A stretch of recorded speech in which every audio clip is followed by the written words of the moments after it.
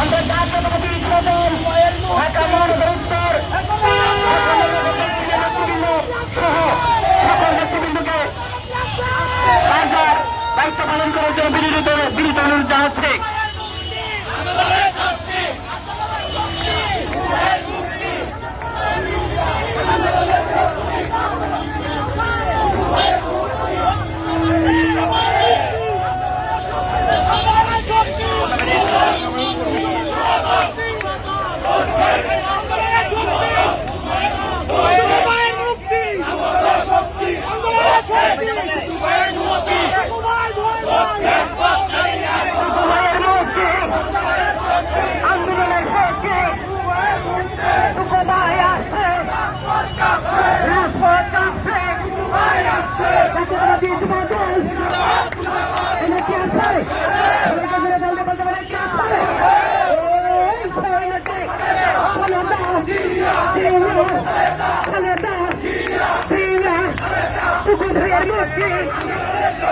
আন্দোলনের শক্তি টুকু ভাইয়ের মুক্তি, আন্দোলনের শক্তি টুকু ভাইয়ের মুক্তি, আন্দোলনের শক্তি টুকু ভাইয়ের মুক্তি, আন্দোলনের শক্তি ভাইয়ের মুক্তি।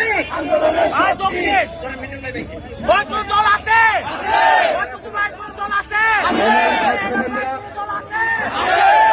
জাতীয়তাবাদী যুবদলের বিপ্লবী সভাপতি, সারা বাংলাদেশের যুবদলের অহংকার, আমাদের প্রিয় নেতা খালেদা জিয়া, বাংলাদেশের গণমানুষের অধিকার আদায়ের নেতা দেশনায়ক তারেক রহমানের আস্থাভাজন যুবদলের বিপ্লবী সভাপতি নেতা জনাব সুলতান সালাউদ্দিন টুকু দীর্ঘ 1 মাস 4 দিন পরে মুক্ত করে নিয়ে এসেছি। আজকের এই পাঁচ অফিসের সামনে যারা আপনারা উপস্থিত হয়েছেন, যুবদলের পক্ষ থেকে আপনাদের সকলকে আন্তরিক শুভেচ্ছা অভিনন্দন। উপস্থিত হয়েছেন জাতীয়তাবাদী যুবদলের কেন্দ্রীয় নির্বাহী কমিটির সংগ্রামী সভাপতি সাবেক ছাত্র নেতা মনির ইসলাম নয়ন, উপস্থিত আছেন জাতীয়তাবাদী যুবদলের ঢাকা মহানগর দক্ষিণের সাবেক সকল সদস্য সচিব মোস্তফা মঞ্জুর পাশা পাবেল, ঢাকা জেলার বিপ্লবী আহ্বায়ক ইয়াসিন ফেরদৌস মুরাদ, কেন্দ্রীয় নেতৃবৃন্দ, প্রচার সম্পাদক করিম সরকার সহ সকল অসংখ্য নেতৃবৃন্দ।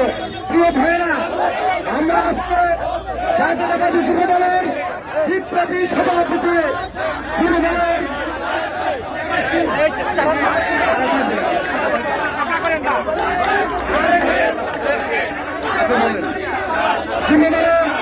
বিপ্লবী সভাপতি সুলতান সালাউদ্দিন টুকু আপনাদের সঙ্গে বক্তব্য রাখবেন।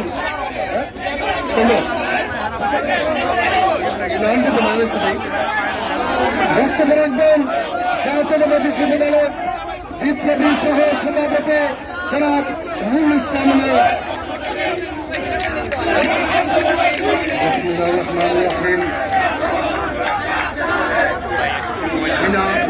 সরকার, আগামী নির্বাচনের সরকার গঠনের পরেও প্রচন্ডভাবে বিত্তসন্ত্রস্ত রয়েছে।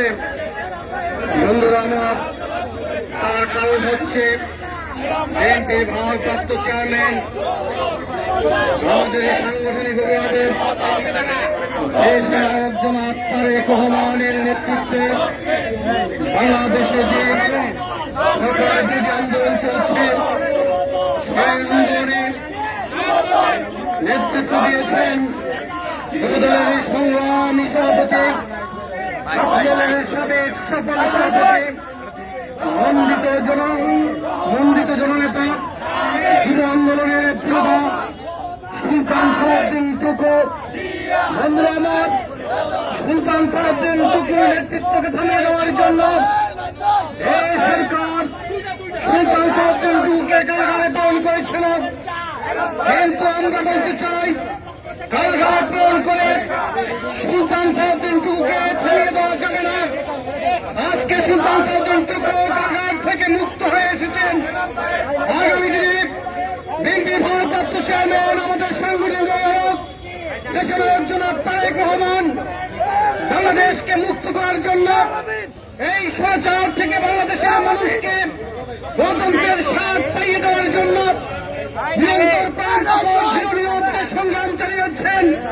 সেই সংগ্রামে সুলতান সাউদ্দিন টুকু আবার নেতৃত্ব দিবেন এবং বাংলাদেশকে এই স্বৈরাচার মুক্ত করার মধ্য দিয়ে আজকে এই চলমান যুব আন্দোলনকে সফল করবেন এই আশাবাদ ব্যক্ত করে সবাইকে ধন্যবাদ জানিয়ে বন্ধুরা আমার, আজকে যারা কষ্ট করে কারাগারের থেকে সুলতান সাউদ্দিন টুকুর মুক্তি উপলক্ষে কারাগার প্রাঙ্গণে গিয়েছিলেন, তাকে অভ্যর্থনা জানিয়ে পুরো পথ জুড়ে স্লোগান দিতে দিতে পার্টি অফিস পর্যন্ত নিয়ে এসেছেন। আমি সবাইকে ব্যক্তিগতভাবে ধন্যবাদ জানাচ্ছি। বন্ধুরা আমার, এই সরকার 7 জানুয়ারি যে পাতানো নির্বাচন শুরু করেছিল, সে নির্বাচন 7 তারিখে কেন নির্বাচন তারা দিয়েছিল, তার কারণ হয়েছে 2011 সালে সীমান্তের হত্যা করা হয়েছিল। সেই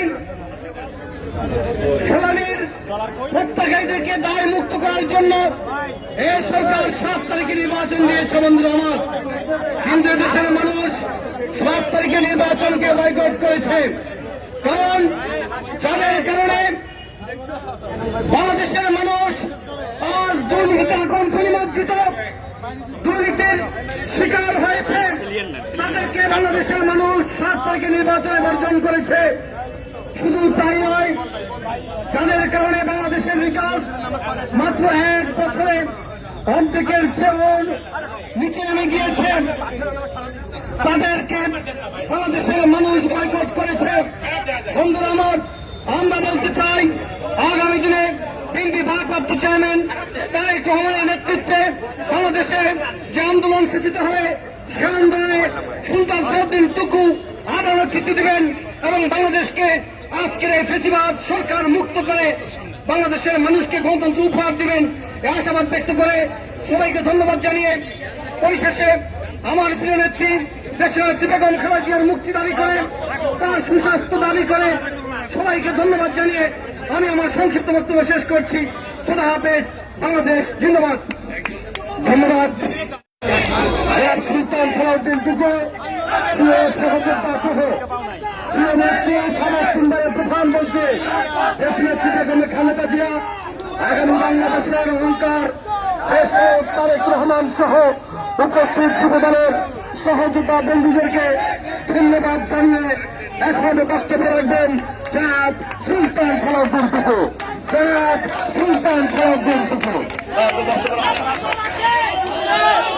রহমান এই তাৎক্ষণিক যারা উপস্থিত হয়েছেন,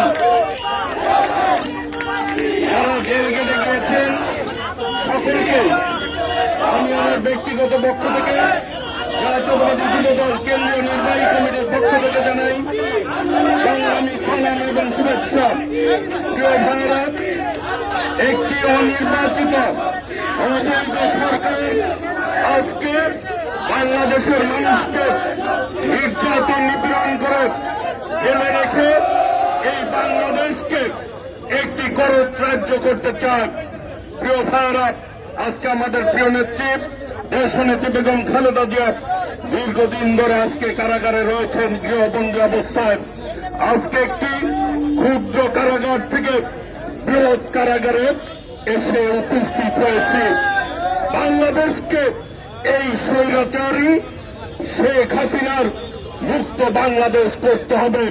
স্বৈরাচারকে হটিয়ে গণতন্ত্র পুনরুদ্ধার করতে হবে দেশ নায়ক তারেক রহমানের নেতৃত্বে। ইনশাল্লাহ বাংলাদেশের জনগণ, যুব সমাজ ইনশাল্লাহ আগামী দিনে ঐক্যবদ্ধভাবে রাজপথে থেকে এই সরকারের পতন ঘটিয়ে দেশ নায়ক তারেক রহমানের নেতৃত্বেই বাংলাদেশের মানুষ গণতন্ত্র মুক্ত করবে ইনশাল্লাহ।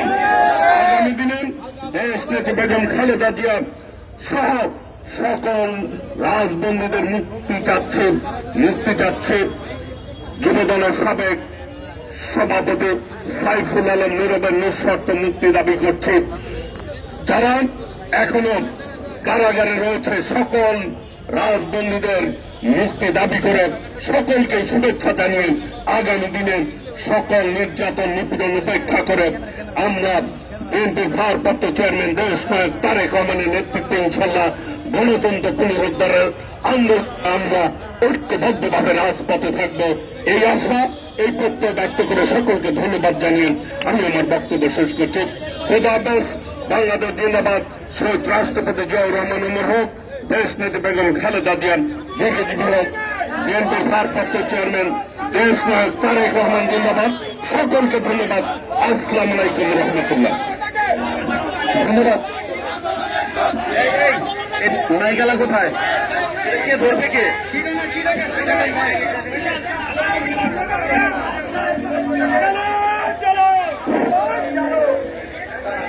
মাইকেল লোক কই?